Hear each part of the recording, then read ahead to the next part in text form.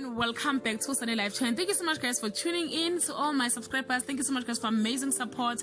And if you are new, you are welcome. Please don't hesitate to press the subscribe button and the notification bell so that you don't miss any of my uploads. Yesterday, Vusi Nova decided to show the world his girlfriend. On his Instagram page, he posted a matching outfit with her bare captioned, "Happy birthday to the love of my life." The girlfriend, by the name Snob with a blog, responded by saying, "Thank you, my sweetie pie, love you always and forever, my babe."